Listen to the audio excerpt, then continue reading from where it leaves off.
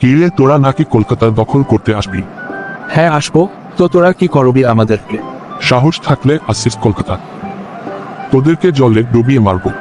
তোরা কিছুই করতে পারবি না, শুধু কুত্তার মতো থাকিয়ে থাকবি। হায়রে, রাস্তাঘাটে পায়খানা করস আবার বড় বড় কথা।